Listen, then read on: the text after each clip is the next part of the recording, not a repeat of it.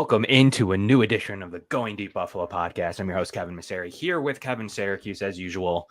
He's back, actually, after taking a week off. We're here to discuss the Bills clinching the AFC East, the 49ers game, the Micah Hyde re-signing, as well as the Rams game. The Rams are looking decent, really decent roster who has a chance to come back and win that division.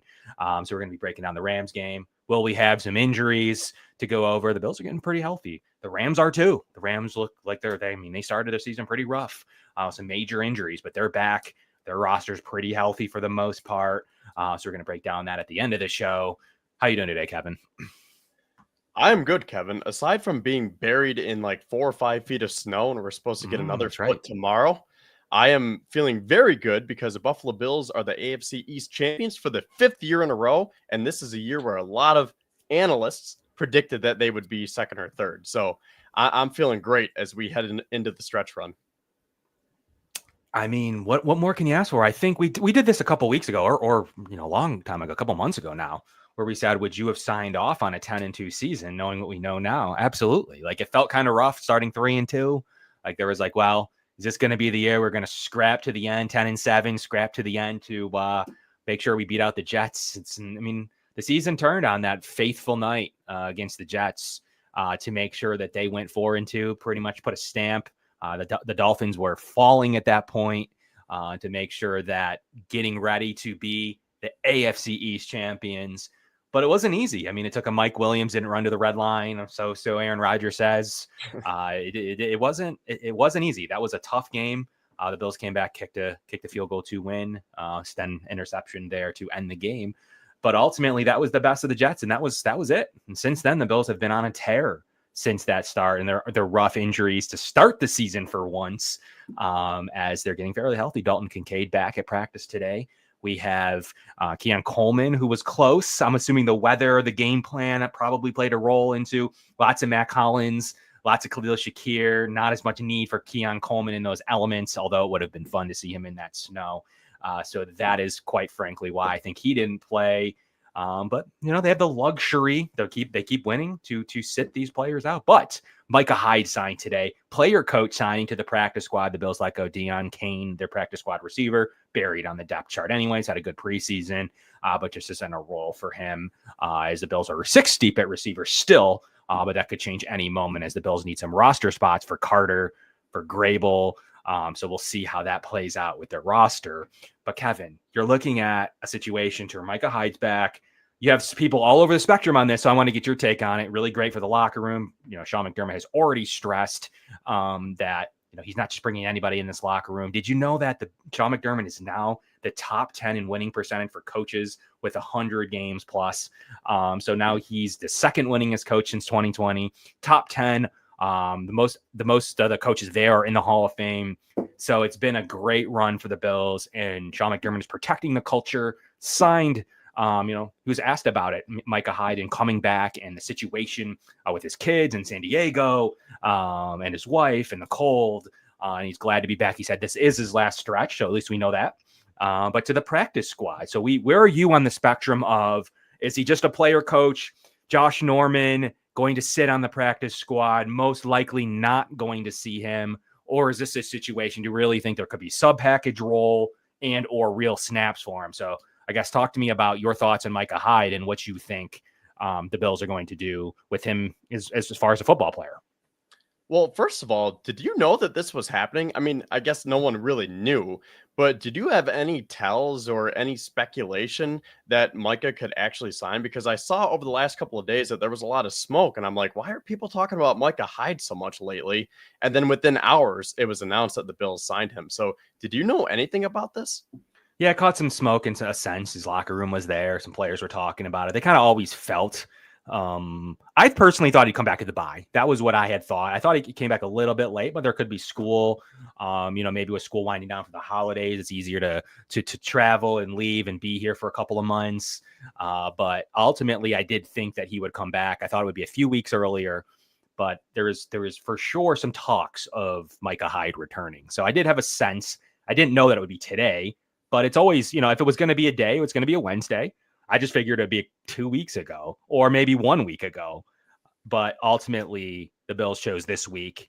Maybe the snow played a role in that. I think possibly there could have been some factors, but ultimately last week probably would have made sense coming off the bye, but they ultimately chose this week as Micah Hyde addressed that he had some discussions on, it was a wild few days for him. So a little bit of a sense, yes. Unfinished business. Now, I'm not shocked in the sense that Micah Hyde is back, because we've been saying right along throughout the summer that we could totally see this. Remember back in 2016, same thing with Lorenzo Alexander when the Bills said, hey, be ready. We might call, or was it 2017? Either way, it was, hey, be ready. We might call you for making a push for the playoffs. Just stay in shape, do some training by yourself. And if we need you, then we'll call you. So we've been predicting this right along. The part that shocks me, though, is that the Bills don't actually need him right now, because it's not performance-based, because Taylor Rapp and Damar Hamlin have been playing very, very well as of late. And it's not injury-related either, because, knock on wood, the Bills haven't been dealing with a lot of injuries on the back end. So I'm not surprised that Micah Hyde is back in Buffalo in general. I'm just surprised that they did it now, because everything has been going so well. The Bills didn't hit a rut where it was like, oh, man, we better call Micah Hyde. Everything's been going so smoothly. The Bills just won the AFC East. They're on a 7-game winning streak. They've just been dominating these teams. They beat Kansas City and San Francisco by a combined 34 points. That's why I guess I'm just more surprised at the timing of it. But all that to say, I think this is great. I don't know how you can see this as a bad thing, because he's just on the practice squad. He's not taking up a spot on the 53-man roster right now. And all of that knowledge and just that veteran presence in the locker room, I mean, I think you can only reap the rewards from it for a younger secondary. I know that they do have some veterans there, but as much as I've liked the game that Damar Hamlin's been playing, same thing with Taylor Rapp, it could come down to a crashing halt in the playoffs. You never know what's going to happen. So I just like to have that stability, and I like to get that culture piece back in the locker room, because everyone just loves Micah Hyde. So speaking on it from that standpoint, again, I don't know how you can not like this move. There's really nothing to look at and say like that was a negative move. Like you'd be reaching, like, I know there's some of this, like, let's out with the old, like we went younger this year. They got younger and faster. The Bills have been playing. It's been paying off. None of that needs to change. Ultimately, it's no different. Like you mentioned Lorenzo Alexander. There's still plenty of Jordan Phillips, the 3 times he's come back. Yeah. I mean, you have Shaq Lawson, 2 years ago. You have plenty of examples. Yeah, you have AJ Klein went and started a playoff game. Like that should have been talked about more than this. Now you have a player who really knows the defense. I think there could possibly be a sub-package role. I think here's my prediction for him. 5 weeks makes sense. You know why? I think it comes down to how many weeks. This is why they picked this week over last week or 5 weeks ago or whatever it may be, or when they had lost a couple. I think they chose this week because that's how many weeks that they feel that Micah Hyde needs to practice and get ready to play in a game and help out and, implement whatever theories and thoughts that he has. And then guess what? You have 3 practice squad elevations that you can use for free at the end of the year and not cost a roster spot. He's going to get called up for those 3 division games that we keep talking about. How much are they going to matter? The seeding and all this and that. I think he gets elevated for those games. And then it resets in the playoffs. Pretty simply, if you follow last year or every single year, you can call up there's no maximum. So every ground you make, you can continue to call up the players that you'd like to call up. So for me, it's 2 weeks of practice, in these the big Detroit game, big Rams game, the 3 division games, which he could get elevated for and play a sub-package role. It's not hard to assume that he would take Cam Lewis or Ingram. They've each played about 10 snaps, those snaps. Like ultimately, those are practice, or those are, special teams players. Those are guys where they've played well in stretches. You've had an Ingram pick 6. You've had Lewis have some good games. But he could come in and take those snaps right away. It's not going to change much. He's going to be a productive player on the field. You don't have to rely on him in certain situations. That's really where I come down to thinking what the playing plan could be for him. That's why 5 weeks, 2 weeks getting up to speed, the 3 weeks of elevations, and the Bills can make up their mind how much he played, if he needs to come up in the playoffs and have him ready in case of emergency. But Kevin, I think 2 injuries, not even just 1, for him to actually be a starter. I'm thinking 2. It could be 1, but I'm going 2 injuries of players before he would get like meaningful snaps ASAP. I don't know where you stand on that, but ultimately I think the Bills would still play Cole Bishop over him.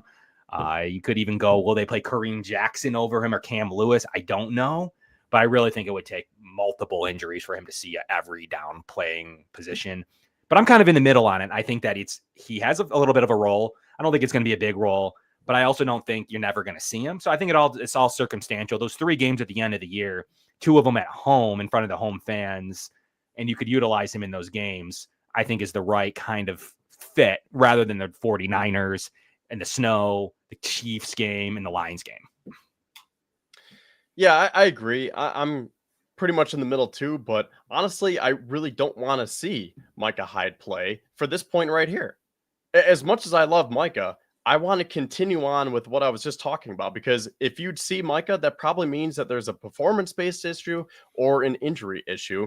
And to Joey's point right here, he says, so you're going to take Damar Hamlin off the field, who is the most voted free safety Pro Bowl, to put in Micah Hyde. And yeah, like the Bills are all about fairness, right? And they want to give these guys their chances. I don't see this coaching staff taking Damar off the field when he is the most voted free safety right now in terms of being the representative for the AFC in the Pro Bowl, and just say, well, thanks for what you've done so far, but now we have Micah Hyde. So honestly, I just hope that Micah is that player coach for now. Rapp and Hamlin continue to play well, and look at it from this standpoint too.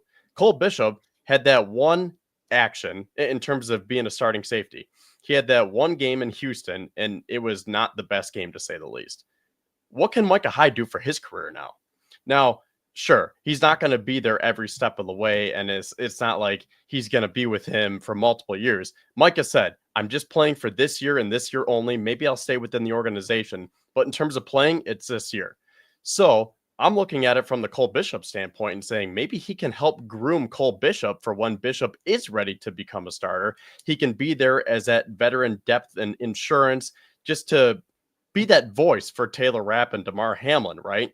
Sure. So all in all, I hope we don't see Micah because of what I just said. But at the same time, if we do see him, then it's Micah Hyde. Like, fire me up. I don't think they're mutually exclusive. So the difference is, like, once again, to my rant, I don't think Damar Hamlin has anything to do. It's once the Lewis and the so why I'm in the middle is he's not minus an injury. It's the Lewis and it's the Ingram snaps. It's nothing to do with Damar or Rapp. So I think that's the difference. Is it has nothing to do with those raps from those players. But it would affect the sub Micah guys as that dime defensive back, because I can't see them doing that with Micah. Really? You think so? I think so. Yeah, I think they could. I mean, guess who played it last year? Rapp, right? So ultimately, he can take that role. You're not going to take him off the field though. Rapp and Hamlin at this stage, they're not going to get taken off. So it's just the reps that maybe are going to the other 2 backup safeties or corners, I guess, depending on what you consider Ingram at this moment. I don't think it's necessarily Damar Hamlin would ever get punished. But ultimately, like the All-Pro reps or the Pro Bowl reps, like the Pro Bowl vaults. I mean, that's just a little bit of him getting shafted last year from the comeback player of the year. He's not the best safety in the NFL. Like that's silly. Like we know that he's not the best safety in the AFC. He's not. Like he's a safety too. That's played well. He's played well in stretches. He's certainly not a Pro Bowl player. Like I don't even think he's better than Rapp, let alone multitude of safeties we could go over. So I think that there's a little bit of an homage for how well he's played so far. Post what has happened, why he didn't win it over Flacco. So many different reasons. Being a full-time starter after his injury, I think is what that is in regards to. But ultimately, if he plays, it's going to be in a sub role. It's going to be, he could be activated to be right there in the front and center to be able to help call the defense. So there's so many things you could do with him. And so many of them don't involve him starting a football game. But he is there in case of emergency. Injury in game, Kevin, that's another underrated thing. If an injury happens in game, who better than to take over at the safety spot than Micah Hyde in those situations? But it would certainly take something like that for him to get real snaps rather than end the game snaps. The Bills could be up big in those games. There's so many factors why he could get some playing time.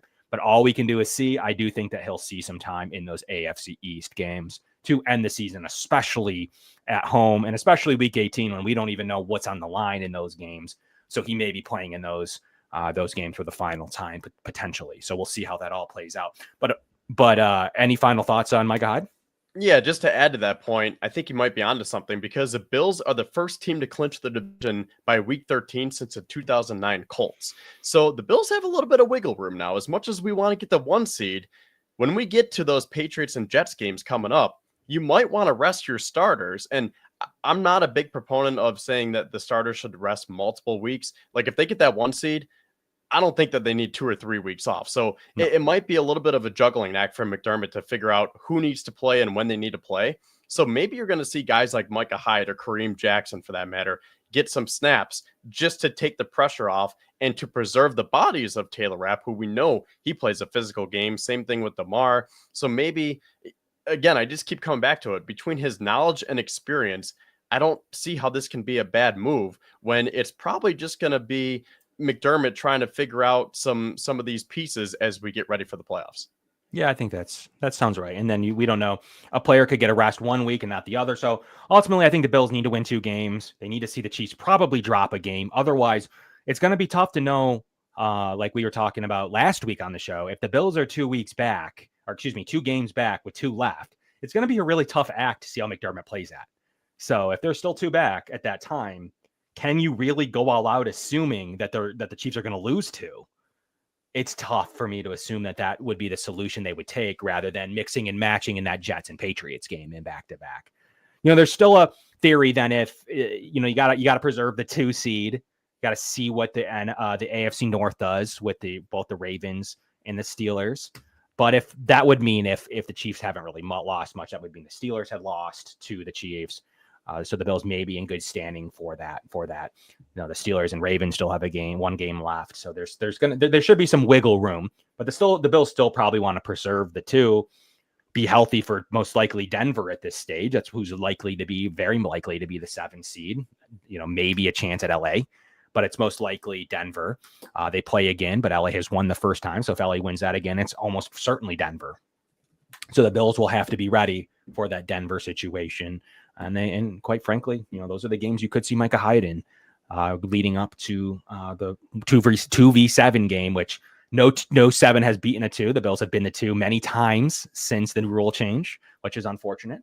But this last year it happened where Green Bay upset Dallas in the 2v7 game. So that's something that you have to always remember with these upstart teams who are young, hungry, with a young quarterback, rookie quarterback. John McDermott's great against any quarterbacks like that, but the Bills have to be awfully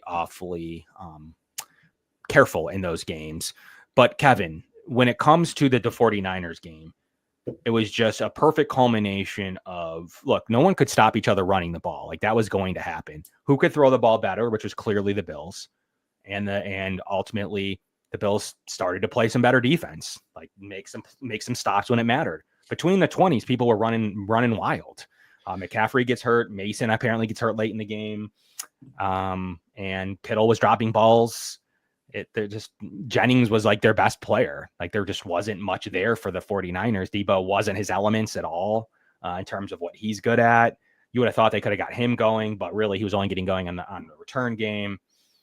The Bills proved that they can win a game like that against a fairly decent opponent. Say what you want about the 49ers. Their roster going in was still pretty decent, but Brock Purdy played, and the 49ers are much better. They don't really lose by much with Purdy playing. That's true. They've only lost by 14 points 3 times underneath Brock Purdy ever. So it doesn't happen much. They've never lost by more than 14. So it doesn't really happen very often. And Purdy has a he's like better version of Tua with his coach. They don't lose much with Brock Purdy starting, and that's why he's going to get the contract he's gotten. But it just ultimately wasn't the element for him. I thought Christian McCaffrey showed something. I thought he was back to himself. He might have had a big day, but he got hurt early on in the video. You do see his calf pop. It ended up being his MCL though. So I'm not exactly sure. Yeah, they ruled him out with an MCL. So, so that's the knee injuries can then cause a shock trauma to the calf areas per what I read. But yeah, it's generally speaking, it was put on the IR with his MCL.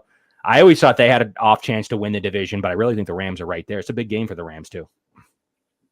Yeah, as we will get to them later on in the show, but we definitely need to take some time to talk about the 5-time AFC East champion Buffalo Bills as they got it done once again, as we've been alluding to throughout the first 20 minutes of the show here. So, I mean, when I recorded Cuse's Corner on Monday, I was like, there isn't really much to go over in terms of breaking down certain plays and going play by play, just because the Bills are steamrolling these teams. So I think it's important to take a step back and kind of realize what the Bills have done to get to this point. So we probably don't have to, nitpick at this game, especially as we're a few days out. But maybe do you want to just talk about some general overall feelings that we got out of this game, and maybe some cool nuggets and stats that I have to share as well? Yeah, sure. Let's see what you got. Well, I guess we can start with the first one, that Sean McDermott is now 8-0 following the bye. I figured that this could, continue to be true. He was obviously 7-0 going into this game, and I was like, well, San Fran could be a tough opponent. You never know with the snow, but I think the Bills are built better to handle these conditions now. And not only did they win, I mean, they beat the defending NFC champion by 25 points.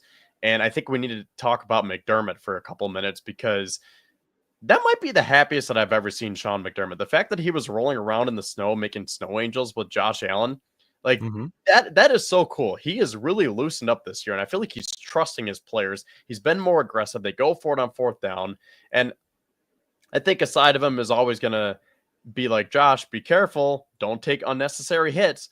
But at the same time, I think he's evolved to the point where he's like, this is Josh Allen. Let him go do his thing. I think ultimately, when you look at it from a perspective of Sean McDermott, like he says it a couple times, mic'd up, not mic'd up, all types of different things, that he is one of the best coaches to coach here. It's people are inconsistent when it comes to Sean McDermott. A lot of times the same person that will say it's all Josh Allen will be the same person to say QB wins aren't a thing. So you got to take a stand. If QB wins aren't a thing, then good coaching, good roster development, good teamwork, good culture, that falls under the coach. So either you have to stand on QB wins are a thing and you're a QB wins person, or you're a coach and the team, and he's kept a good team. It's not 5 straight is not common. That's not a thing that you just do for fun pretty often. I mean, that's epic levels of success. It doesn't happen much. And to have a coach who is up there in winning percentage and everything with some of the best to coach, I mean, ultimately means something. Like it means that you can put a good team together. The Bills broke the drought under him. That's not the reason I give him Sean McDermott the ultimate pass.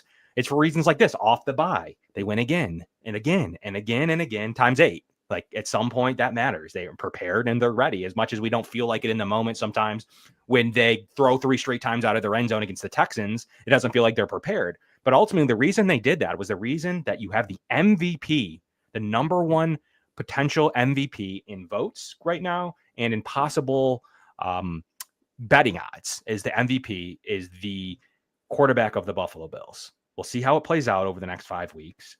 But the reason you put your quarterback in the end zone to throw 3 times is because he's the MVP.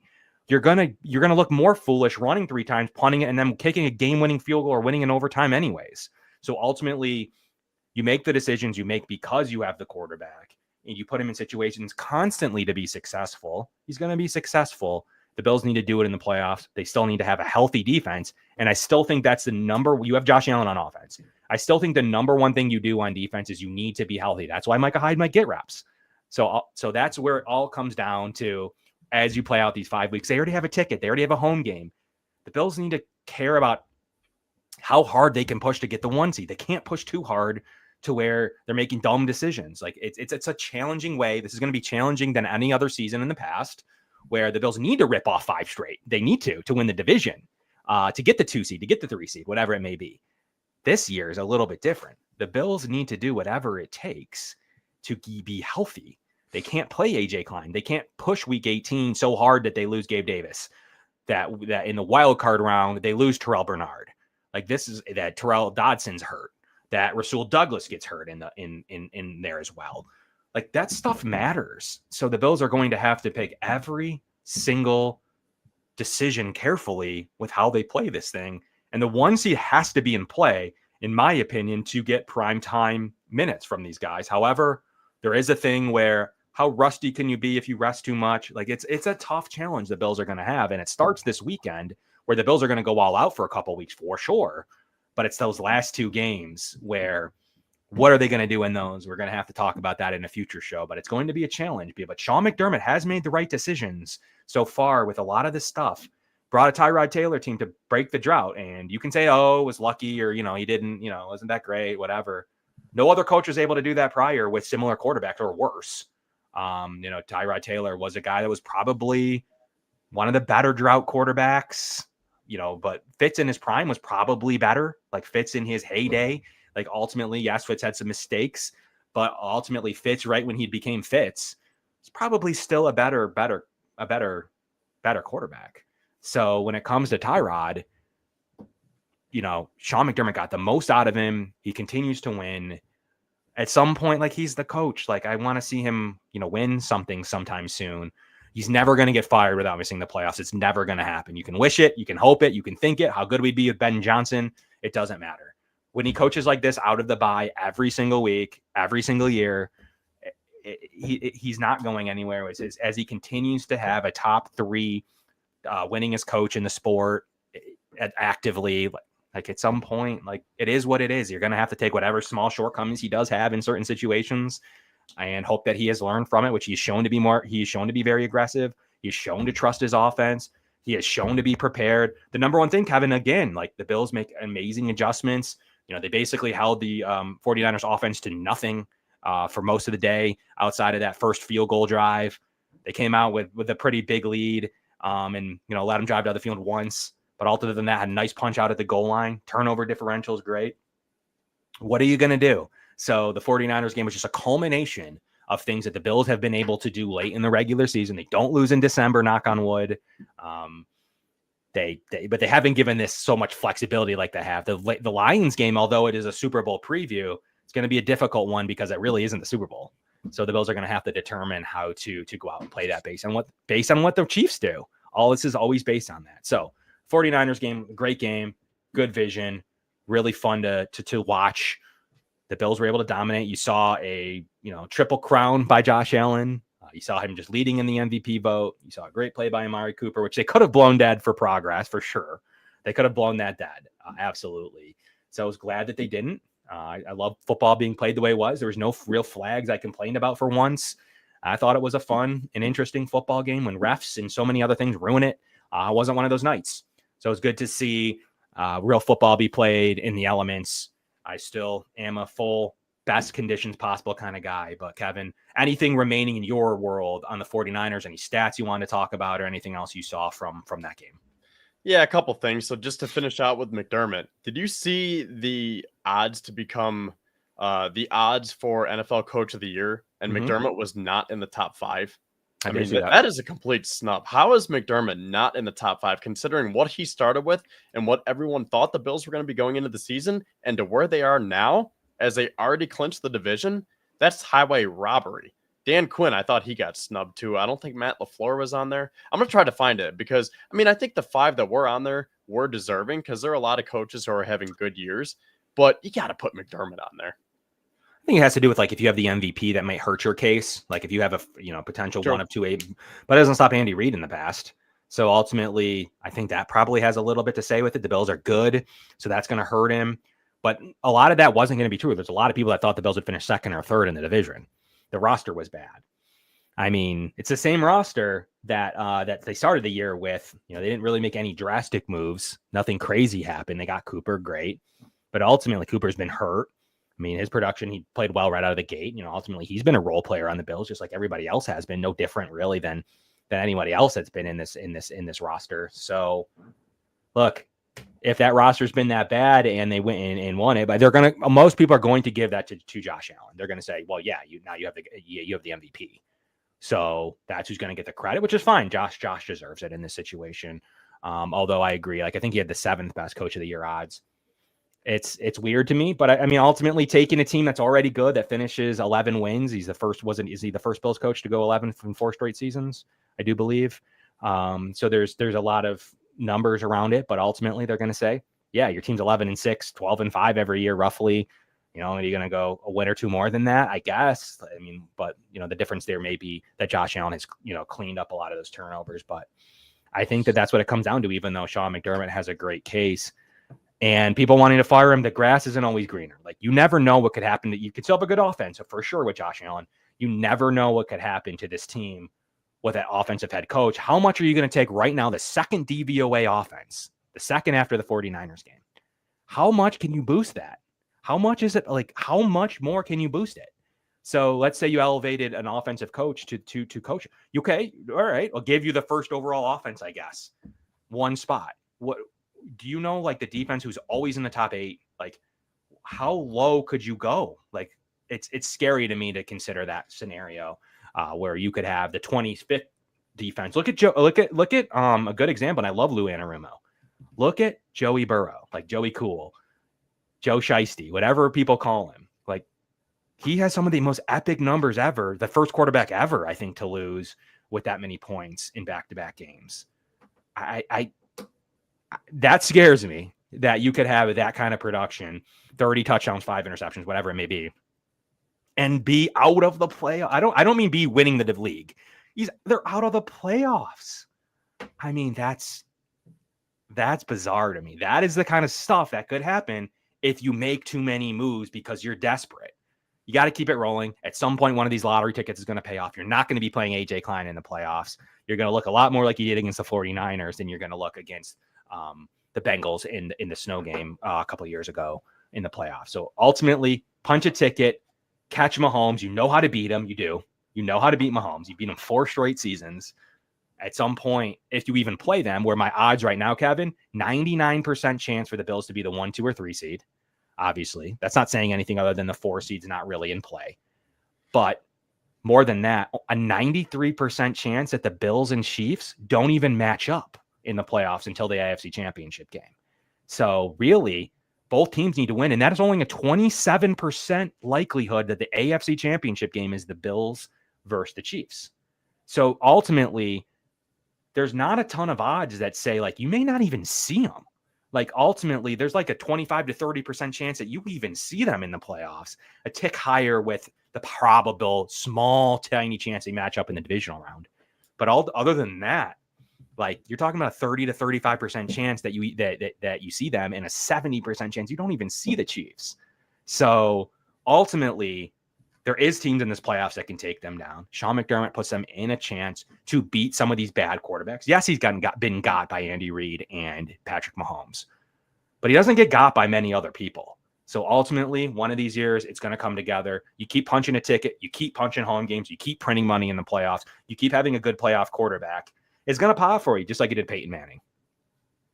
Yeah, and I did find those 5 Coach of the Year odds right now. So number 1, the leading candidate right now is Dan Campbell, rightfully so. Sure. Number 2, Mike Tomlin. Steelers are having a great year. Number 3 is Kevin O'Connell. Number 4 is Jim Harbaugh. Number 5 is Sean Payton.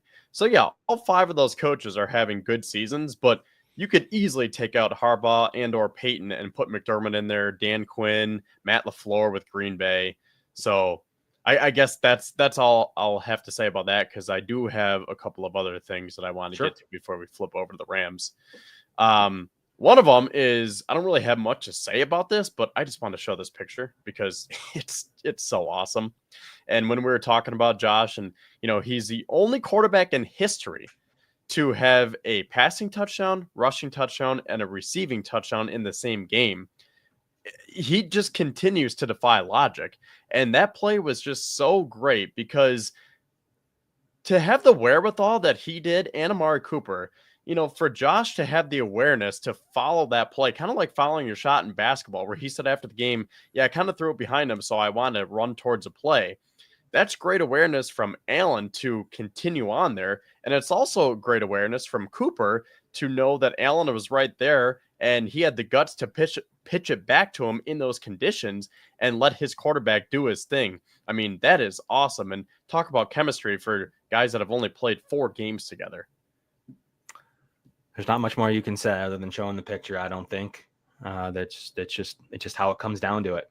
What I will say, though, leading us to my next point here about Amari Cooper, that the Bills are 6-0 since they acquired Amari Cooper, and they've scored 30 or more points in all 6 of those games. So Cooper hasn't been filling up the stat sheet by any means.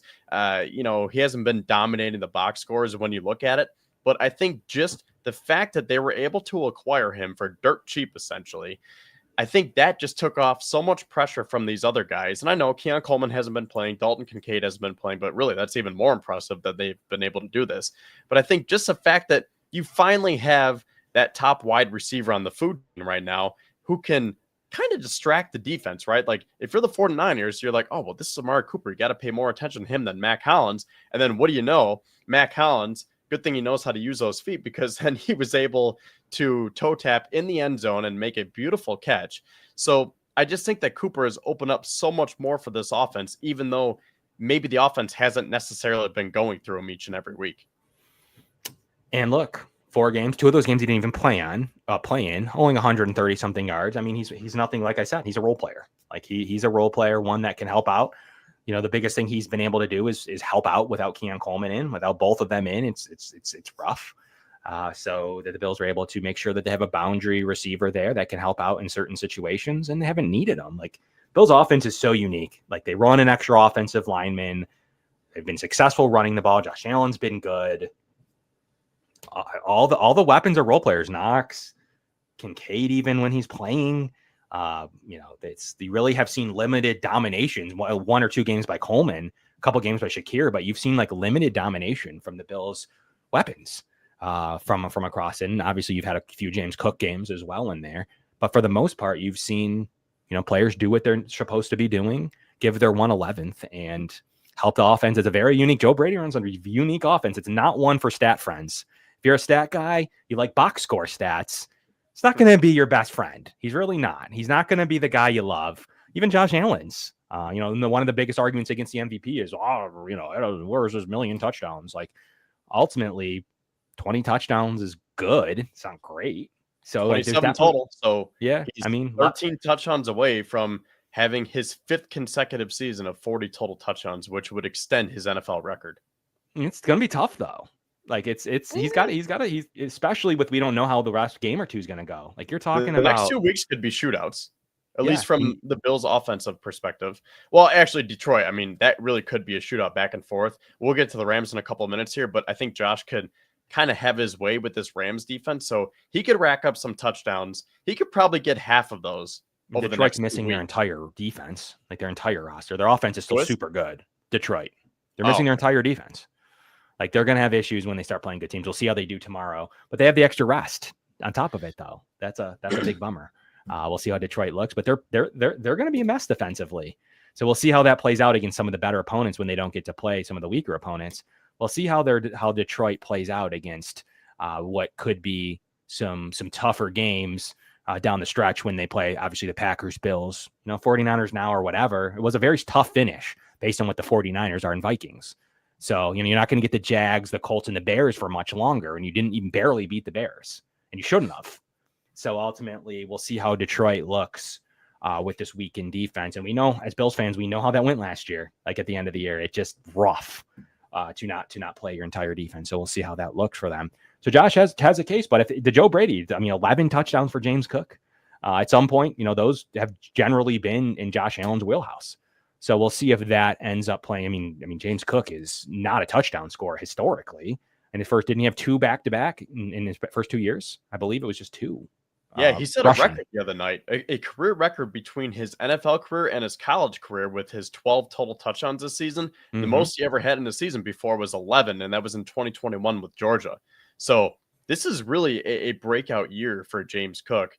And one last thing that I'll say about Josh Allen, I know you kind of alluded to this, but we're saying that there isn't much else to say about that play just because Josh Allen is just a total different beast. But the one thing that I just want to mention personally is David's comment here, MVP. I think that is the MVP defining moment when you can pull off a play like that right there.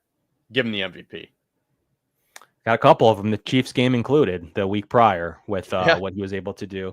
I think for him to be, here's the difference. Like for the Bills to be the 1 seed, to be the ones to MVP, he's got to have a good Rams. He's got to have a good Rams-Lions stretch. He can't go out there, drop one of them. I mean, it's going to hurt him. I know it's funny to say the Bills are, pretty much entrenched in the 2 seed, bad finish the 3 seed, good finish the 1 seed. But like there's going to be some type of interesting development where does Josh Allen continue to need to play at this level with limited on the line? Like, it's tough to say how a competitor feels in the middle to late regular season where the Bills have never really had this kind of cushion before. So we'll see how Josh Allen does. And you know, you see games like the Jacksonville 9-6 game and a couple of those other, you know, will Josh Allen make sure he stays out of that ability to fall down to meaningless competition like you're going to see against the Patriots in 2 weeks. The Rams game on the road in LA. Rams are a sneaky team. So we'll see how this all plays out, but he does need 13 touchdowns to get to his usual kind of record-breaking numbers. And, you know, two and a half a game isn't crazy, but it takes, you know, that's something. Like there's games where Joe Brady doesn't need to lean on him as much, and that's a great thing. But we'll see how that plays out for Josh Allen's numbers and an MVP run. We'll see how much it matters. And the last nugget that I have for you before we officially get into this Rams matchup here is this stat line right here. 8 receptions, 45 yards, 0 touchdowns. That is the combined stat line of Trey McBride, Mark Andrews, Travis Kelce, and George Kittle when they played against the Bills this season. That is incredible. Like, I don't even know the word to describe how great that is, because the Bills have historically struggled to defend these star tight ends. And maybe that is matchup based. Maybe it's their defensive coverages. Whatever it is, they've been figuring it out. So I believe those tight ends have been targeted 16 times. So again, maybe you could look at it and say, well, you know, they really haven't been targeted that much. But then you could just come back to the Bills defense and say, well, maybe they're not getting targeted because they've been shutting down those throwing lanes. There were some clips that came out from George Kittle. I was looking at a San Francisco account, and they were showing how Kittle could have been open.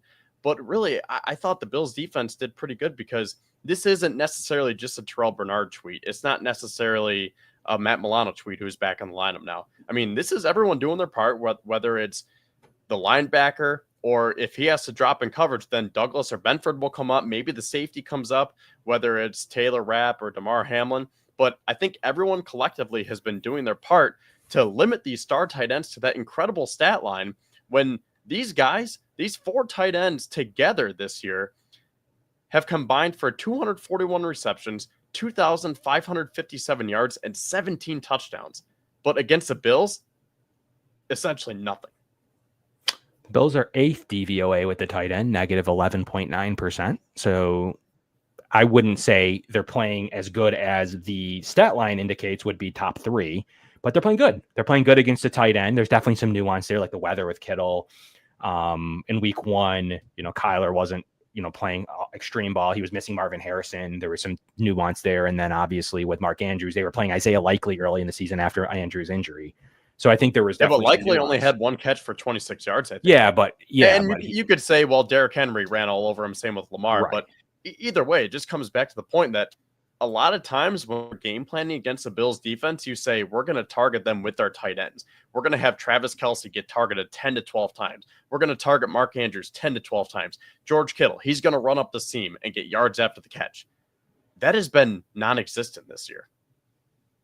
Yeah, so there's something that the way the games have gone, the Bills have been up in games. Like, there's just different situations to where there's been a lot of nuance. But 8th DVOA right now against the tight end. So, you know, they still are top 10 per each play, with, you know, making in factors of how each thing's going to go. But the Bills' biggest struggle continues to be right now, per their metrics, the receiver twos. Receiver twos have bothered the Bills in history, with the Bills being 26th against receiver twos. So that's an interesting counter nugget to the tight end nugget, is the receiver twos on Bills rosters have hurt the Bills. 26th. That's weird, because Benford has been playing incredible this season.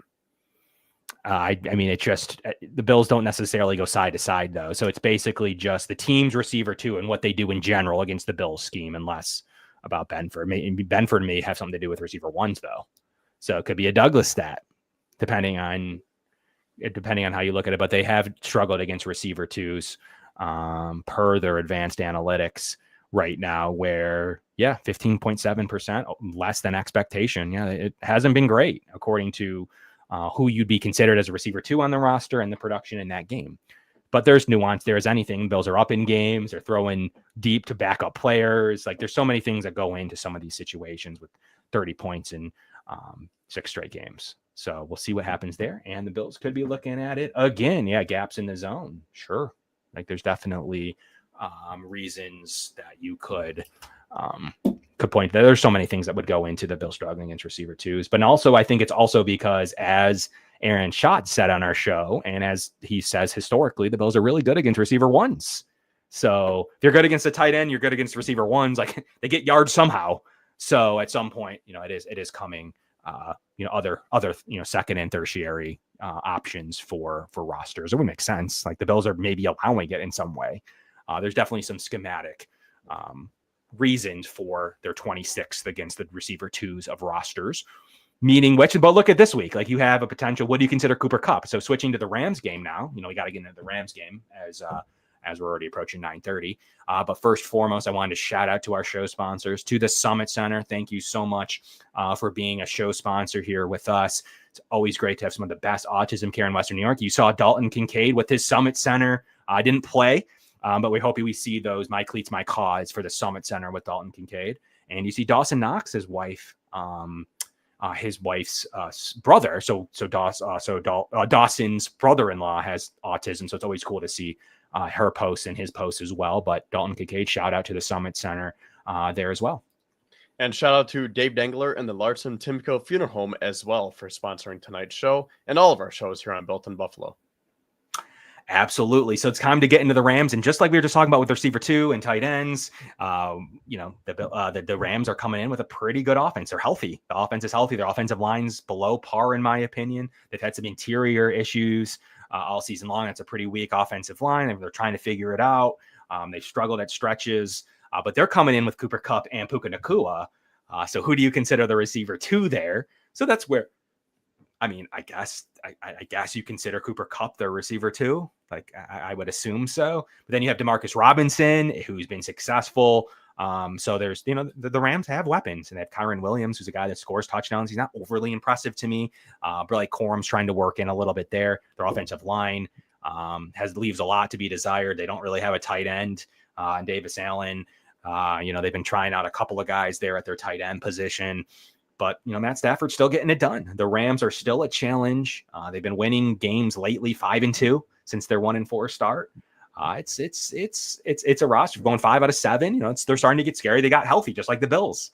So at some point, they are good enough offensively to cause problems. The Bills historically win the turnover battle, but if it goes the other way, even on a 1-week basis, the Rams are a good enough roster. They're a good enough offense to punish you. Just won the Super Bowl a few years ago. They're a great coach. They have a good quarterback. They have good receivers.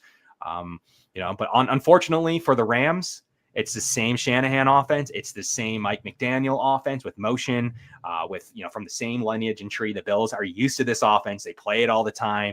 As compared to other teams who don't see it as much, the motion offense is not going to fool the Bills like it may others. They don't have that threat to me that could dominate you. It's Cooper Kupp who would find success against the Bills. I think they'll do well with Nacua. They don't really have a tight end. The Bills will probably make sure that Nacua and Kupp aren't going to beat them. They're going to let Kyron Williams get a little bit more yards than you might be comfortable with, but that's because the Bills always have a plan. They don't think that Kyron Williams is going to beat them. They definitely want to take away Nacua.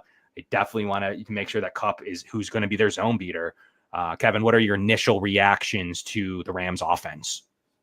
Well, as we were talking about it here, I looked up Russell Douglas's advanced numbers, and quarterbacks have a 70% completion percentage when targeting him this year, which is actually a career worst for Douglas. And that being said, his passer rating allowed when targeted is 114.1, and that is also a career worst. Actually, he did have a 114.2 in 2019, but he only started 6 games. So in terms of being like a full-time starter, statistically, in those categories, he's probably having a down year. I haven't really noticed, though, because him and Benford are just such a good duo together. So I guess my first question to you would be, who would you match up on Kupp and Nacua?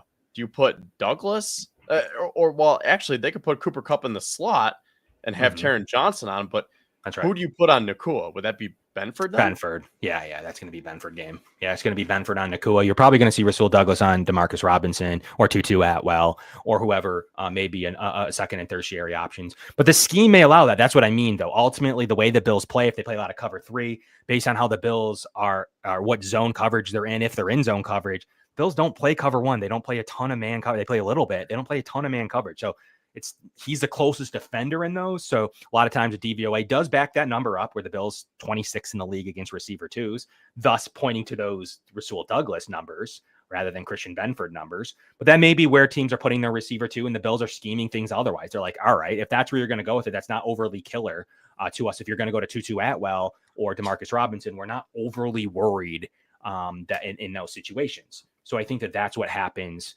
And then thus you see those advanced numbers and you see the DVOA numbers. So they kind of correlate there to what's going on with receiver 2s, which Bills need to be careful with in the playoffs. But I definitely think it's circumstantial. I definitely think it's calculated what the Bills always do, just like letting players run on them. Not Derrick Henry. I didn't say that was calculated.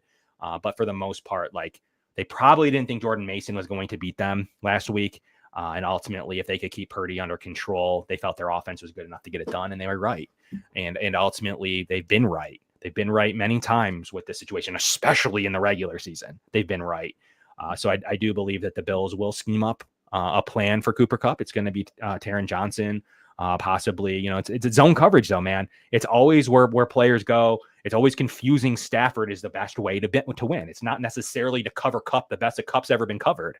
It's going to be to confuse Stafford so he doesn't know what you're in, or so he doesn't see a defender, or he holds a ball too long. A couple of different factors in that. It's not just who is going to be the best coverage of Puka Nacua. It's going to be who can confuse Stafford to make it look like he's covered. A lot of times people are like, that guy's wide open. The Bills confused you then. Like, ultimately, everything is usually, beside like the Nico Collins blown coverage, beside that, the Bills are doing things intentionally to confuse you, look you somewhere else. Like, it's all a manipulation by a Sean McDermott zone defense that's been super good. He's been making you get rid of the ball really quickly. The sacks have gone down a little bit, but the pressure rates are still high. The Bills know what they're doing with making sure Von Miller's pressure rates are great. Greg Rousseau's pressure rates are good. The Bills know what they're doing when it comes to confusing you without needing to get strip sack fumbles. So ultimately, that's how they're going to cover their receivers and maybe see a little bit more Kyren Williams than you're used to in this game. And, Kyren Williams is kind of their touchdown merchant. Like, he just comes in the game and scores because, that's kind of what they plan out. But ultimately, the Bills will probably take it as long as they're not throwing it all over the yard. And the Rams we'll get into the other side in a second, but the Bills defense is going to come back in healthy, good game in good weather to have Matt Milano and see what he can do in not a crazy snow when you're on ice skates. So it's going to be a really good time to have your plethora of defensive options covering a really good, DVOA. Like, it's I can't sit here and, not bring up some of their metrics. DVOA offensively for the Rams right now is solid. Like, they're a solid team, 12th overall offensively. They're 11th pass, 12th rushes. So they're right there, 11th and 12th in most analytical categories. It's not great, but it's good. And it's good enough to beat, a lot of teams. When you're playing top 12 football on offense, you can catch some teams. You can catch some teams with that. And they've also had 7th best schedule. So, against, the hardest schedule. So meaning they've played the top 7 defenses of the league in terms of where their overall schedule ranks against defenses. So they have some pretty good underlying metrics for the most part. I don't see a ton that is worrisome to me. What are your thoughts, Kevin? I've talked too much. Tell me about, like, overall the Rams offense. Do they scare you? Now that it's healthy, I guess, talk to me about your thoughts.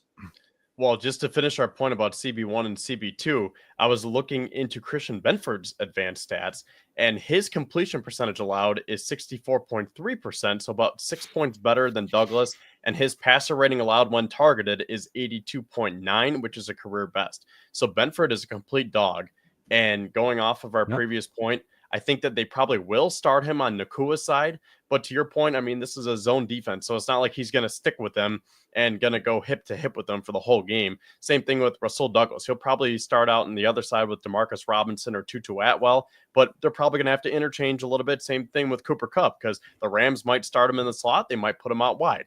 So I think it's just going to have to be a collective effort for this Bills defense. But if we were to try to draw it up right now, I think that's pretty much how it'll start, with Benford covering Nakua, Taryn covering Kupp in the slot, and then Douglas on the other boundary, whether it's on Robinson or Atwell. And going off of your DVOA stats, I mean, I was going through the box scores, and they're pretty much right smack dab in the middle for a lot of these, for offense and for defense. And the only one that they're really kind of eye-popping, where it's like, oh, they're bottom 5 or they're top 5, was their run defense, as they happen to be bottom 5 in run defense, and they are 28th, giving up 144.2 yards per game.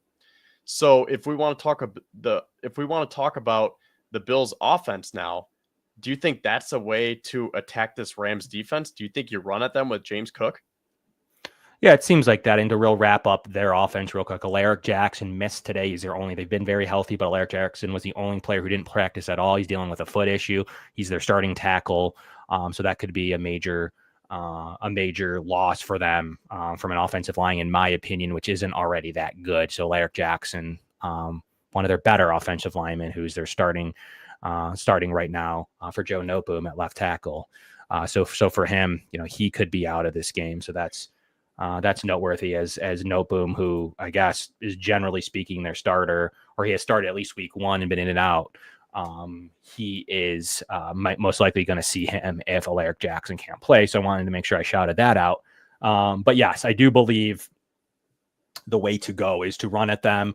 Conversely, now if we switch to their defense real quick, if you pull up their metrics defensively, as just gave them some props for their offense, their defense has been playing better, but still 21st DVOA defense right now. So that's a challenge.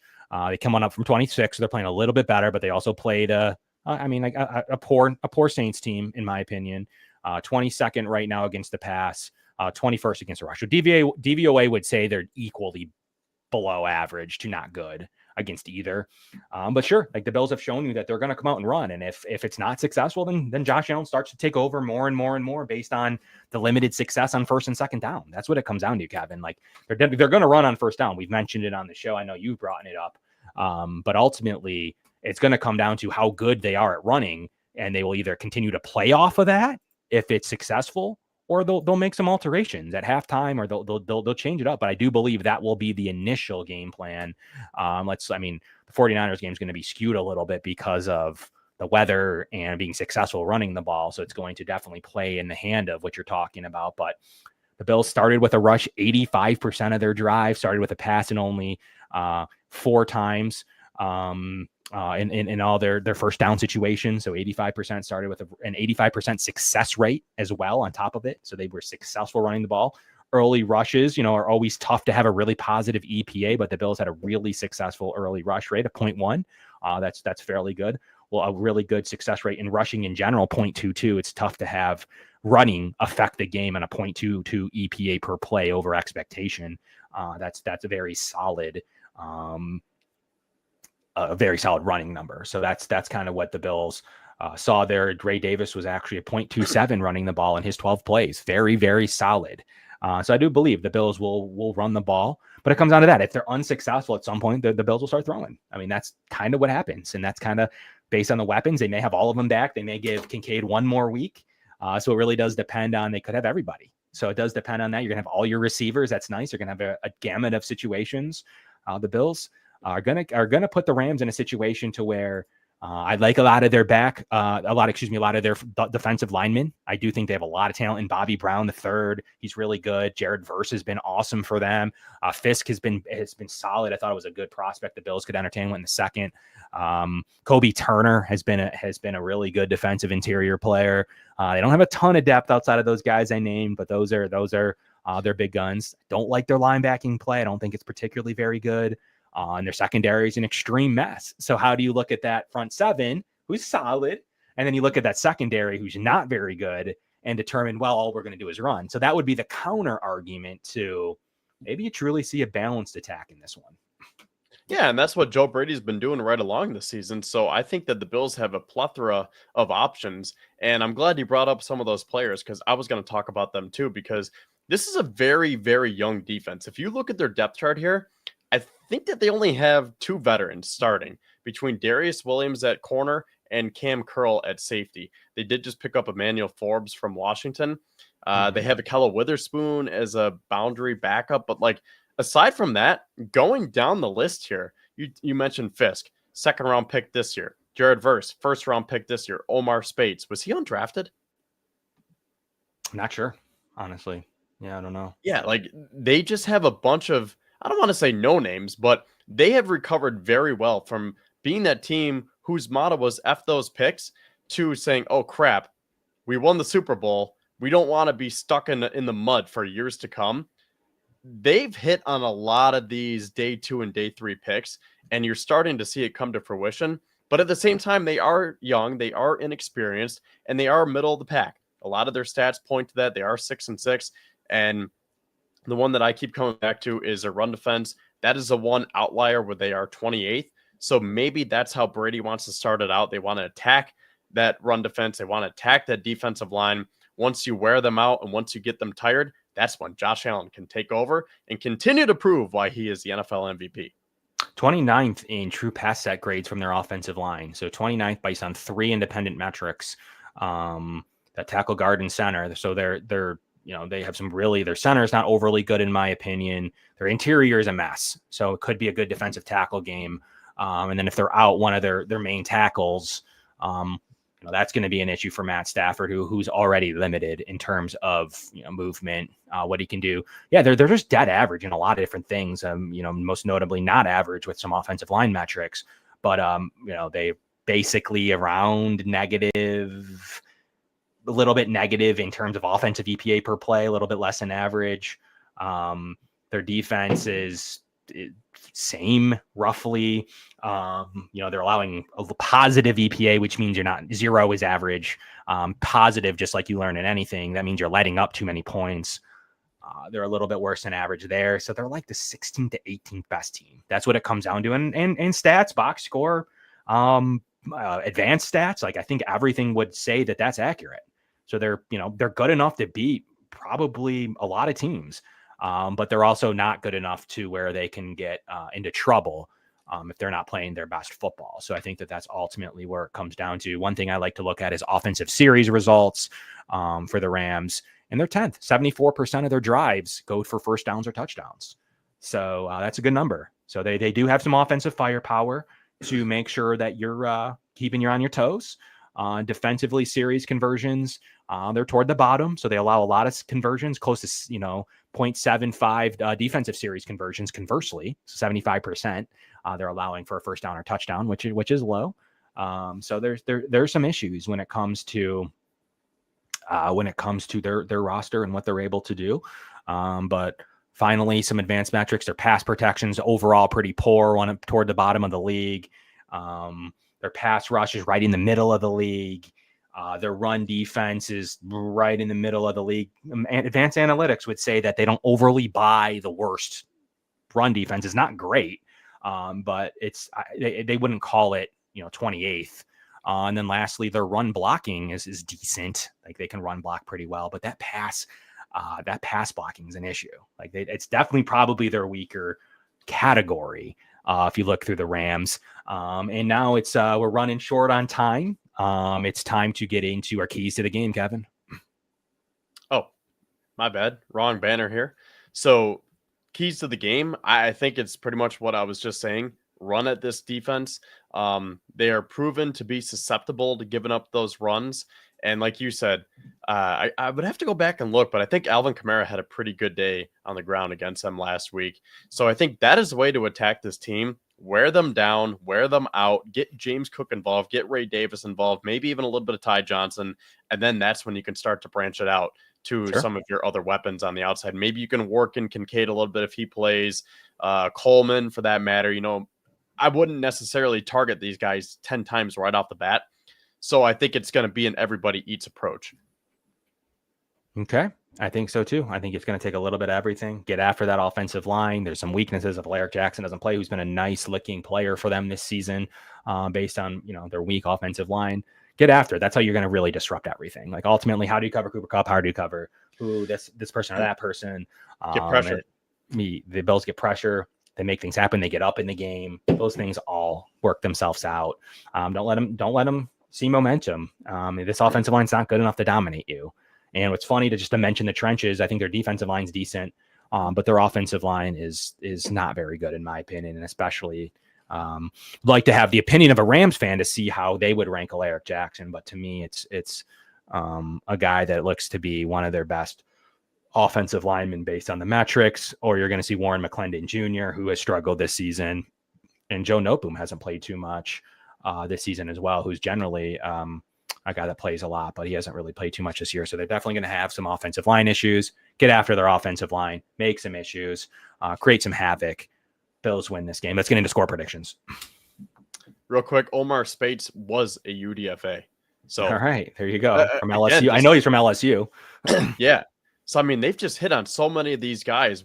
If you were to look at the depth chart, I know we're running short on time, so I don't have to go through every player here, but you're looking second round pick, fourth round, third, first, third, fourth, sixth. So I think they're starting to get back on their heels here. So that being said, for a score prediction, I don't think that they're going to be that good of a team just yet, because I think that the Bills are going to put it to them.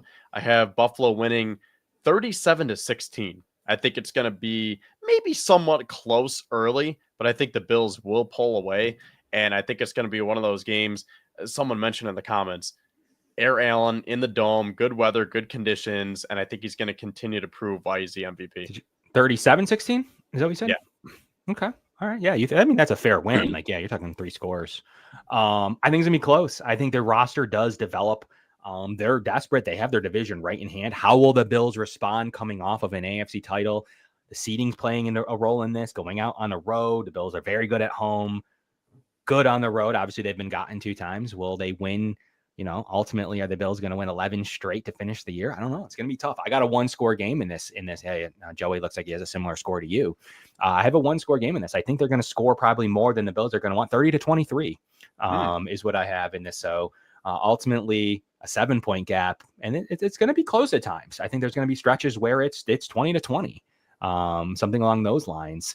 So, we'll see how the Bills respond. I think Josh Allen is on an MVP mission. The next 2 weeks are big for this. He's got to continue to win to put himself into position to really where the 1 seed's attainable.